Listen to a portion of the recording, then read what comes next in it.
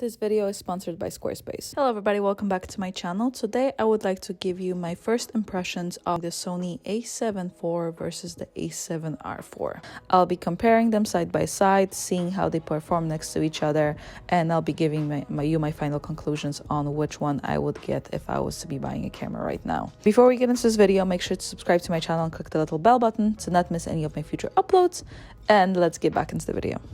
Okay guys, so we're going to start with this little look here. We are sitting on the windowsill. The light isn't hitting the window yet, so it's kind of nice. I'm going to start with the A7 IV and then I'm going to switch to the A7R4. I'm going to shoot with the 24-70 for now, and then maybe later on I'm going to shoot with the 20 or the 70-200 and we'll see how it goes. But yeah, we're just gonna start with the new baby and then switch to the older baby. So one of the main differences that you have in both cameras is the pixel size difference. The A7 IV has 33 megapixels, while the R model has almost a double at 61 megapixels. And for me personally, it's actually not super important. I mostly work online. I publish on YouTube, on Instagram, on Twitter. I actually think that the 61 megapixels is a bit of an overkill and can make it a bit heavy and difficult for your computer to handle. So I don't know if this is just me, but the screen previews seem a bit different.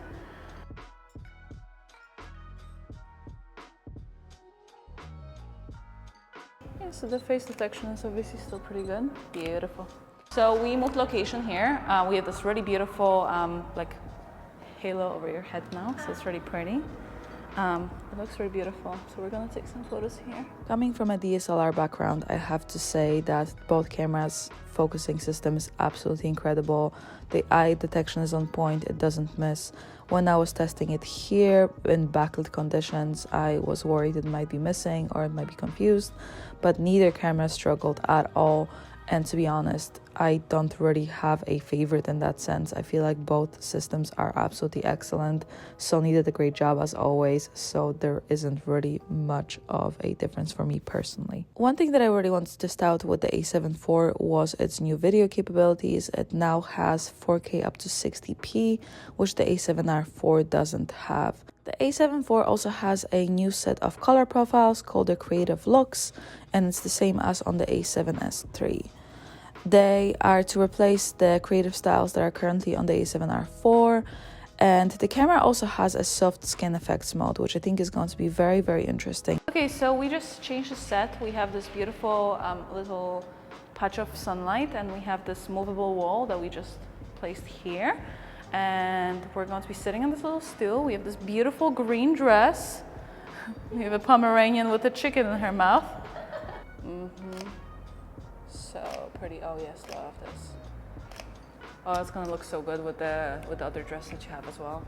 Super interested to see what the skin tones are going to look like.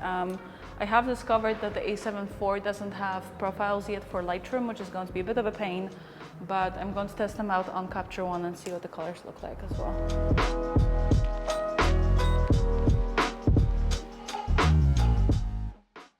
In terms of design and weight, both cameras are pretty much identical. However, there are some changes for the A7 IV in terms of its LCD screen. It now pops out to the side and also rotates 180 degrees, which I absolutely love. I wish the A7R4 had this option. The A7R4 screen only extends a tiny bit. And now a word from my sponsor. Squarespace is an all-in platform that will help you make your dream website, portfolio, or an online shop become a reality. Squarespace has hundreds of beautiful templates, so you will definitely find something that suits you and your personal style. You can build a professional portfolio website in a matter of hours, and you'll be able to customize it every step of the way, so it's so you that nobody can deny it's not.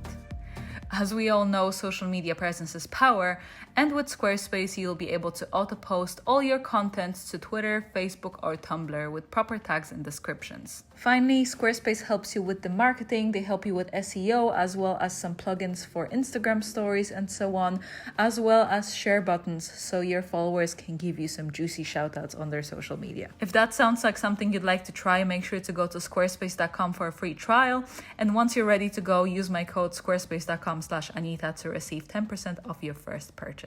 To conclude, I think both cameras are absolutely amazing, and it is down to what you want to achieve with it. I personally went for the A7R4 before the A74 was announced or came out, and I am super happy with it. It's an excellent camera, it has excellent focusing speed, and I am really happy with it. However, saying that, if I had to make this decision right now based on the photos that I've taken and how I tested it out, I would have probably gone for the A7 IV, just because it has a few cool functions that are new and upgraded that I like. I like the video capabilities, I like the fact that it has the little skin smoothing, I really enjoy the LCD screen as well, and I also love the fact that it's at a lower price point, so it's a bit more affordable as a camera. While we're here, I just wanted to pop in and mention that I just released my swimwear course where I'm covering A to Z of swimwear photography. So if that's something you want to check out, make sure you do. There's going to be a tiny little discount code in the description below. I hope you like it, and I hope you like this video, and if you did, please give it a thumbs up, please subscribe to my channel, and I'll see you guys next time.